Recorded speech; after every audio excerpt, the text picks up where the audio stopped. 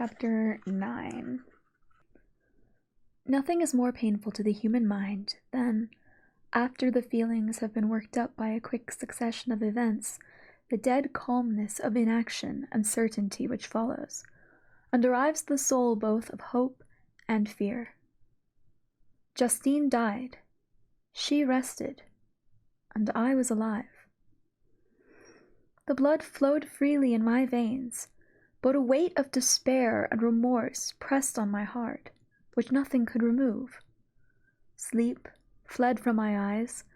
I wandered like an evil spirit, for I had committed deeds of mischief beyond description horrible, and more, much more, I persuaded myself, was yet behind. Yet my heart overflowed with kindness and the love of virtue. I had begun life with benevolent intentions, and thirsted for the moment when I should put them in practice and make myself useful to my fellow beings. Now, all was blasted. Instead of that serenity of conscience which allowed me to look back upon the past with self-satisfaction, and from thence to gather with promise of new hopes, I was seized by remorse and sense of guilt, which hurried me away to a hell of intense tortures such as no language can describe. This state of mind preyed upon my health, which had perhaps never entirely recovered from the first shock it had sustained. I shunned the face of man. All sound of joy or complacency was torture to me. Solitude was my only consolation. Deep, dark, death-like solitude. My father observed with pain the alteration perceptible in my disposition and habits, and endeavored by arguments deduced from the feelings of his serene conscience and guiltless life to inspire me with fortitude, and awaken in me the courage to dispel the dark cloud which brooded over me. "Do you think, Victor," said he, "that I do not suffer also? No one could love a child more than I loved your brother." Tears came into his eyes as he spoke. "But is it not a duty to the survivors that we should refrain from augmenting their unhappiness by an appearance of immoderate grief?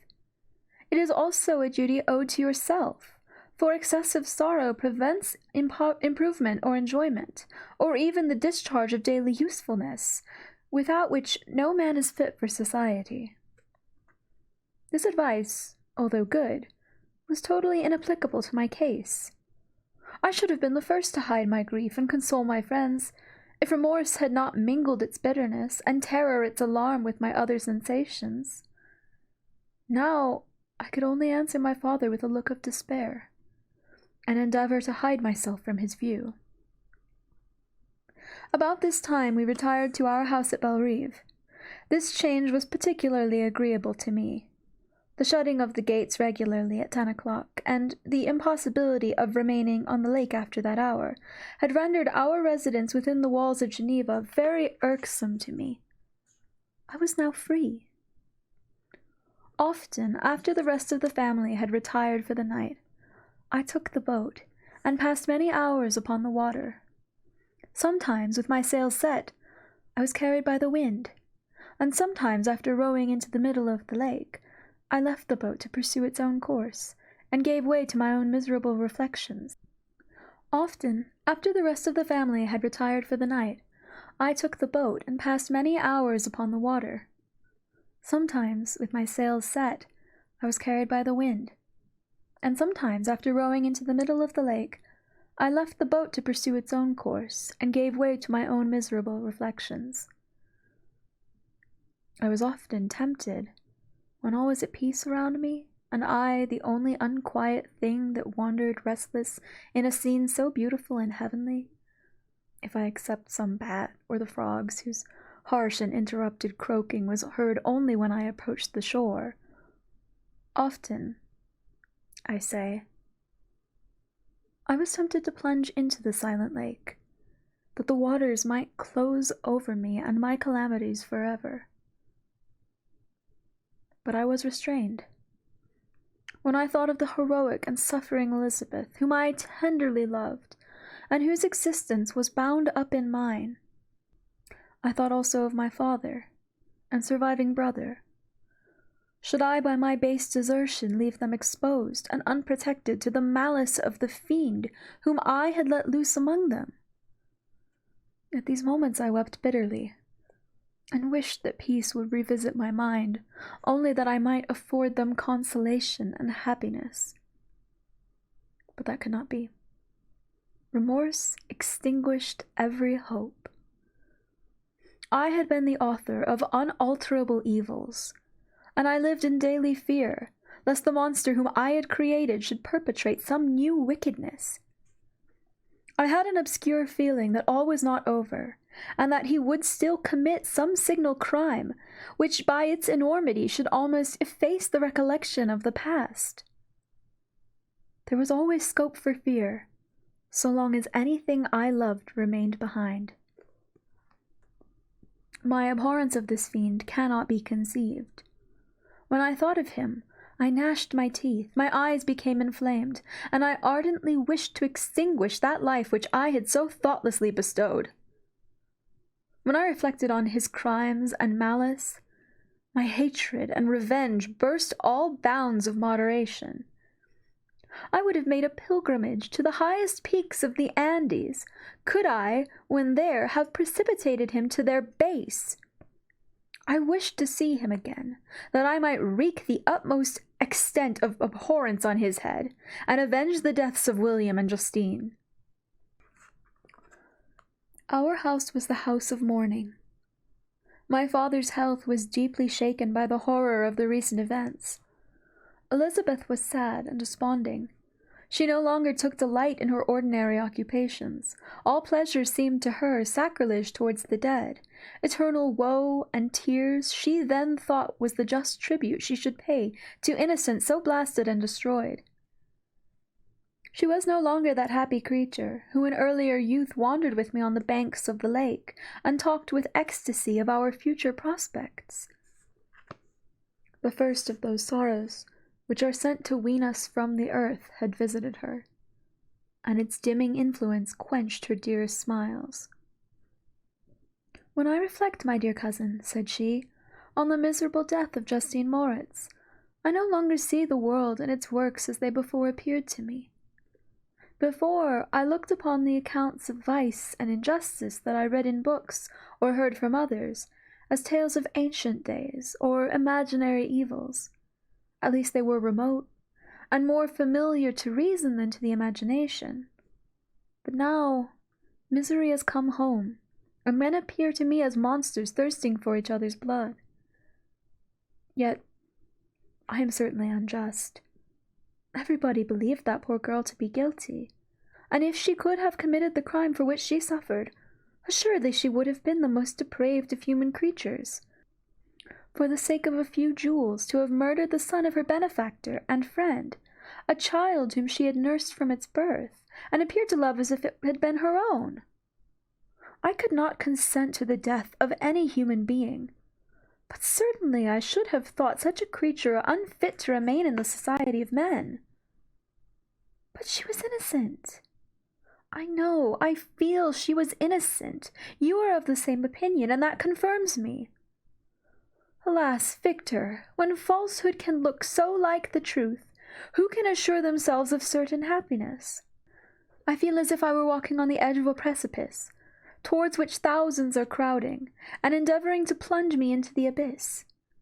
William and Justine were assassinated, and the murderer escapes. He walks about the world free, and perhaps respected. But even if I were condemned to suffer on the scaffold for the same crime, I would not change places with such a wretch. I listened to this discourse with the extremest agony. I, not in deed, but in effect, was the true murderer. Elizabeth read my anguish in my countenance, and kindly taking my hand said, "My dearest friend, you must calm yourself. These events have affected me, God knows how deeply, but I am not so wretched as you are. There is an expression of despair, and sometimes of revenge in your countenance, that makes me tremble. Dear Victor, banish these dark passions. Remember the friends around you, who centre all their hopes on you. Have we lost the power of rendering you happy? Ah, while we love, while we are true to each other, here in this land of peace and beauty, your native country, we may reap every tranquil blessing. What can disturb our peace? And could not such words from her, whom I fondly prized before every other gift of fortune, suffice to chase away the fiend that lurked in my heart? Even as she spoke, I drew near to her, as if in terror, lest at that very moment the destroyer had been near to rob me of her. Thus not the tenderness of friendship, nor the beauty of the earth, nor of heaven, could redeem my soul from woe. The very accents of love were ineffectual. I was encompassed by a cloud which no beneficial influence could penetrate. The wounded deer dragging its fainting limbs to some untrodden brake, there to gaze upon the arrow which had pierced it, and to die, was but a type of me. Sometimes I could cope with the sullen despair that overwhelmed me, but sometimes the whirlwind passions of my soul drove me to seek, by bodily exercise and by change of place, some relief from my intolerable sensations. It was during an access of this kind that I suddenly left my home, and, bending my steps towards the near alpine valleys, sought in the magnificence, the eternity of such scenes, to forget myself and my ephemeral, because human, sorrows. My wanderings were directed towards the valley of Chamonix. I had visited it frequently during my boyhood. 6 years had passed since then. I was a wreck, but naught had changed in those savage and enduring scenes. I performed the first part of my journey on horseback. I afterwards hired a mule, as the more sure-footed and least liable to receive injury on these rugged roads. The weather was fine. It was about the middle of the month of August, nearly 2 months after the death of Justine, that miserable epoch from which I dated all my woe. The weight upon my spirit was sensibly lightened as I plunged yet deeper in the ravine of the Arve. The immense mountains and precipices that overhung me on every side, the sound of the river raging among the rocks, and the dashing of the waterfalls around, spoke of a power mighty as omnipotence, and I ceased to fear, or to bend before any being less almighty than that which had created and ruled the elements, here displayed in their most terrific guise. Still, as I ascended higher, the valley assumed a more magnificent and astonishing character. Ruined castles hanging on the precipices of piny mountains, the impetuous Arve, and cottages every here and there peeping forth from among the trees, formed a scene of singular beauty. But it was augmented and rendered sublime by the mighty Alps, whose white and shining pyramids and domes towered above all, as belonging to another earth, the habitations of another race of beings.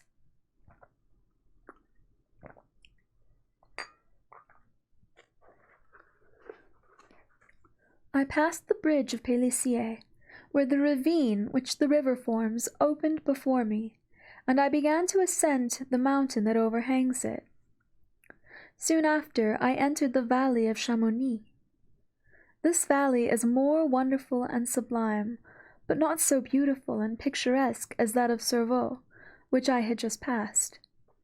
The high and snowy mountains were its immediate boundaries, but I saw no more ruined castles and fertile fields. Immense glaciers approached the road. I heard the rumbling thunder of the falling avalanche, and marked the smoke of its passage. Mont Blanc, the supreme and magnificent Mont Blanc, raised itself from the surrounding aiguilles, and its tremendous dome overlooked the valley. A tingling, long-lost sense of pleasure often came across me during this journey. Some turn in the road, some new object suddenly perceived and recognized, reminded me of days gone by, and were associated with the light-hearted gaiety of boyhood. The very winds whispered in soothing accents, and maternal nature bade me weep no more. Then again, the kindly influence ceased to act. I found myself fettered again to grief, and indulging in all the misery of reflection. Then I spurred on my animal, striving so to forget the world, my fears, and more than all myself. Or, in a more desperate fashion, I alighted, and threw myself on the grass, weighed down by horror and despair. At length, I arrived at the village of Chamomile. Exhaustion succeeded to the extreme fatigue, both of body and of mind, which I had endured. For a short space of time I remained at the window, watching the pallid lightnings that played above Mont Blanc, and listening to the rushing of the Arve, which pursued its noisy way beneath. The same lulling sounds acted as a lullaby to my too keen sensations. When I placed my head upon my pillow, sleep crept over me. I felt it as it came, and blessed the giver of oblivion.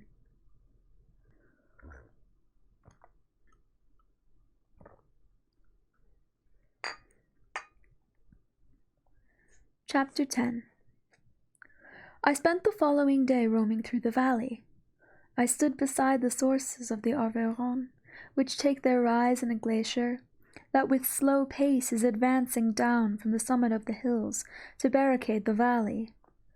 The abrupt sides of vast mountains were before me, the icy wall of the glacier overhung me, a few shattered pines were scattered around, and the solemn silence of this glorious presence chamber of imperial nature was broken only by the brawling waves, or the fall of some vast fragment, the thunder sound of the avalanche, or the cracking, reverberated along the mountains, of accumulated ice, which, through the silent working of immutable laws, was ever and anon rent and torn, as if it had been but a plaything in their hands.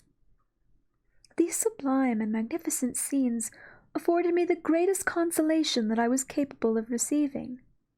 They elevated me from all littleness of feeling, and although they did not remove my grief, they subdued and tranquilized it. In some degree they also diverted my mind from the thoughts over which it had brooded for the last month.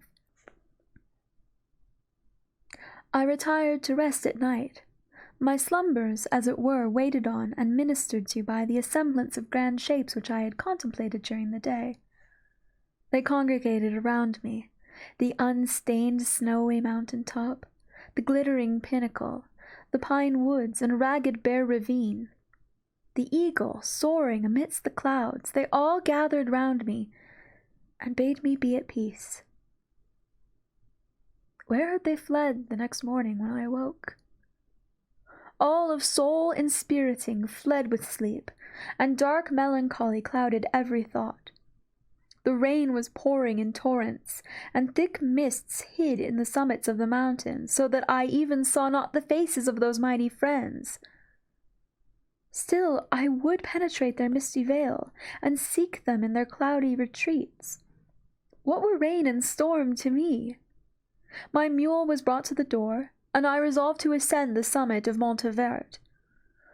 I remembered the effect that the view of the tremendous and ever-moving glacier had produced upon my mind when I first saw it. It had then filled me with a sublime ecstasy that gave wings to the soul, and allowed it to soar from the obscure world to light and joy. The sight of the awful and majestic in nature had indeed always had the effect of solemnizing my mind, and causing me to forget the passing cares of life. I determined to go without a guide, for I was well acquainted with the path, and the presence of another would destroy the solitary grandeur of the scene. The ascent is precipitous, but the path is cut into continual and short windings, which enable you to surmount the perpendicularity of the mountain. It is a scene terrifically desolate. In 1,000 spots the traces of the winter avalanche may be perceived, where trees lie broken and strewed upon the ground, some entirely destroyed, others bent, leaning upon the jutting rocks of the mountain, or transversely upon other trees. The path as you ascend higher, is intersected by ravines of snow, down which stones continually roll from above. One of them is particularly dangerous, as the slightest sound, such as even speaking in a loud voice, produces a concussion of air sufficient to draw destruction upon the head of the speaker. The pines are not tall or luxuriant, but they are somber and add an air of severity to the scene. I looked on the valley beneath. Vast mists were rising from the rivers which ran through it, and curling in thick wreaths around the opposite mountains, whose summits were hid in the uniform clouds, while rain poured from the dark sky and added to the melancholy impression I received from the objects around me. Alas! Why does man boast of sensibilities superior to those apparent in the brute? It only renders them more necessary beings. If our impulses were confined to hunger, thirst, and desire, we might be nearly free. But now we are moved by every wind that blows, and a chance word or scene that the word may convey to us. We rest, a dream has power to poison sleep. We rise, one wandering thought pollutes the day. We feel, conceive, or reason, laugh, or sleep, embrace fond woe, or cast our cares away. It is the same, for be it joy or sorrow, the path of its departure still is free. Man's yesterday may ne'er be like his morrow. Naught may endure but mutability. From Percy Shelley's Mutability. It was nearly noon when I arrived at the top of the ascent. For some time I sat upon the rock that overlooks the sea of ice. A mist covered both that and the surrounding mountains. Presently a breeze dissipated the cloud, and I descended upon the glacier. The surface is very uneven, rising like the waves of a troubled sea, descending low and interspersed by rifts that sink deep. The field of ice is almost a league in width, but I spent nearly 2 hours in crossing it. The opposite mountain is a bare perpendicular rock. From the side where I now stood, Montanvert was exactly opposite, at the distance of a league, and above it rose Mont Blanc, in awful majesty. I remained in a recess in the rock, gazing on this wonderful and stupendous scene. The sea, or rather the vast river of ice, wound among its dependent mountains, whose aerial summits hung over its recesses. Their icy and glittering peaks shone in the sunlight over the clouds. My heart, which was before sorrowful, now swelled with something like joy. I exclaimed, "Wandering spirits, if indeed you wander, do not rest in your narrow beds. Allow me this faint happiness, or take me as your companion away from the joys of life." As I said this, I suddenly beheld the figure of a man at some distance, advancing towards me with superhuman speed. He bounded over the crevices in the ice, among which I had walked with caution. His stature, also, as he approached, seemed to exceed that of man. I was troubled. A mist came over my eyes, and I felt a faintness seize me, but I was quickly restored by the cold gale of the mountains. I perceived, as the shape came nearer, sight tremendous and abhorred, that it was the wretch whom I had created. I trembled with rage and horror, resolving to wait his approach and then close with him in mortal combat. He approached. His countenance bespoke bitter anguish, combined with disdain and malignity, while its unearthly ugliness rendered it almost too horrible for human eyes. But I scarcely observed this. Rage and hatred had at first deprived me of utterance, and I recovered only to overwhelm him with words expressive of furious detestation and contempt. "Devil," I exclaimed, "do you dare approach me?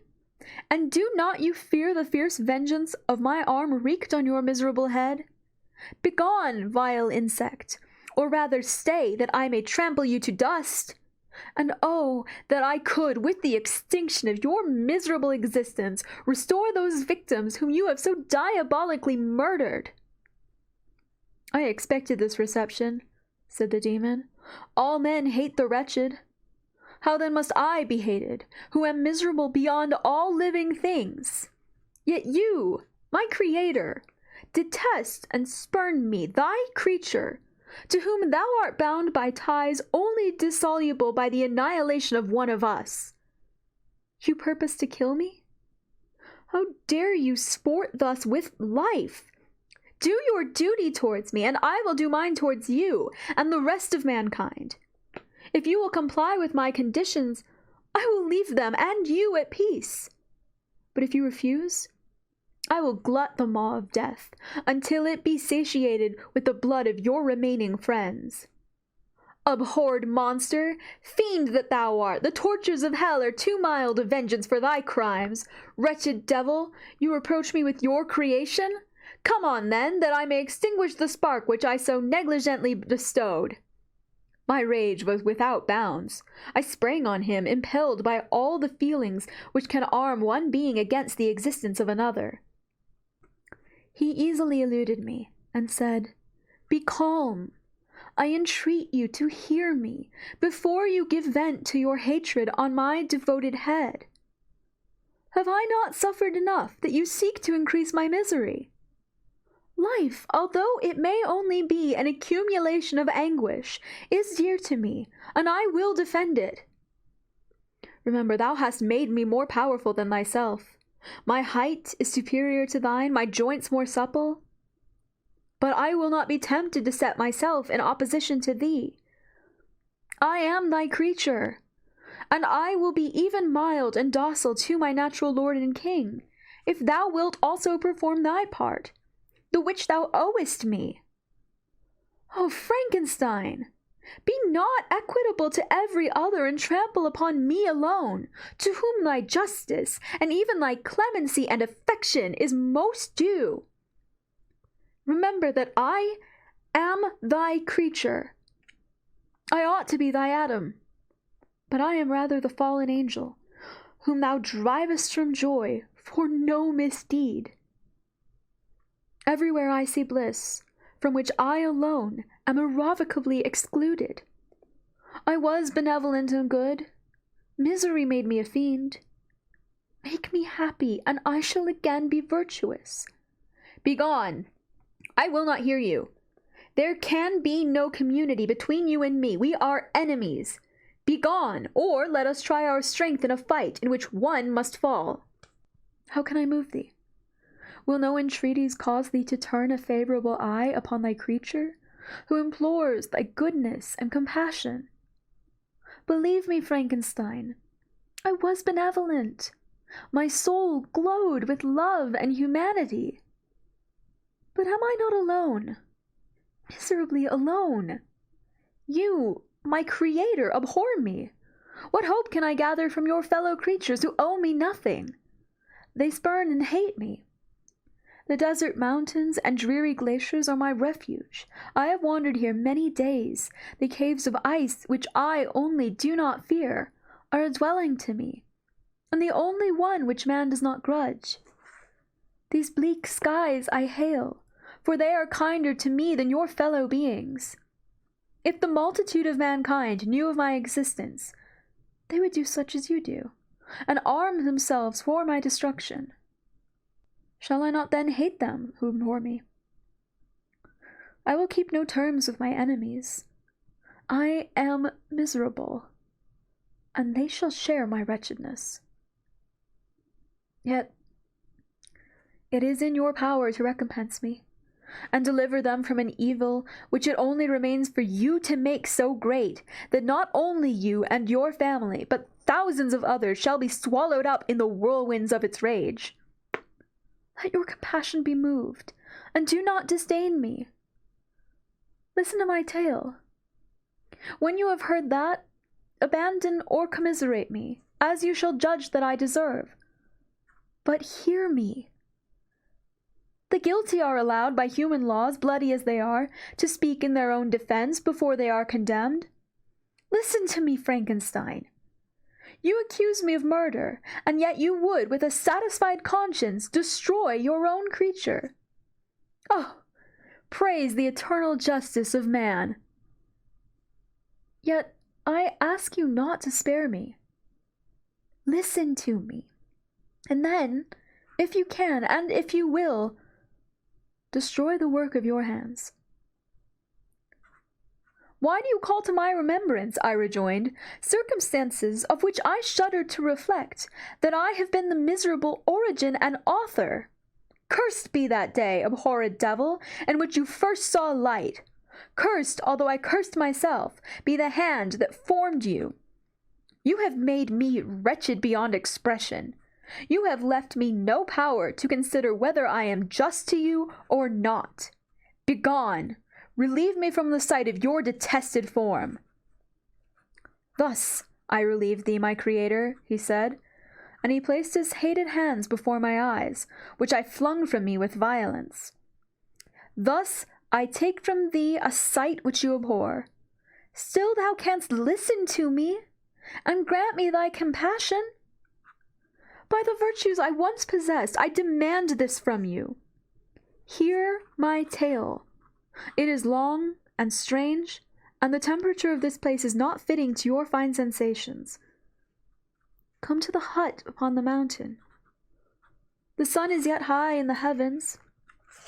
Before it descends to hide itself beyond yon snowy precipices and illuminate another world, you will have heard my story, and can decide. On you it rests whether I quit forever the neighborhood of man, and lead a harmless life, or become the scourge of your fellow creatures, and the author of your own speedy ruin. As he said this, he led the way across the ice. I followed. My heart was full, and I did not answer him, but as I proceeded, I weighed the various arguments that he had used, and determined at least to listen to his tale.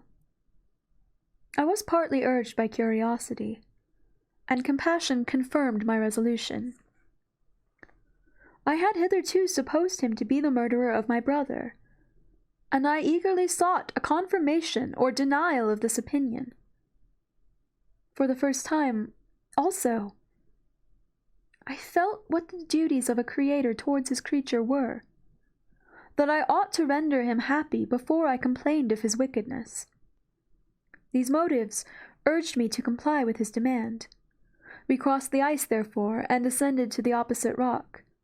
The air was cold, and the rain again began to descend. We entered the hut, the fiend with an air of exultation, I with a heavy heart and depressed spirits.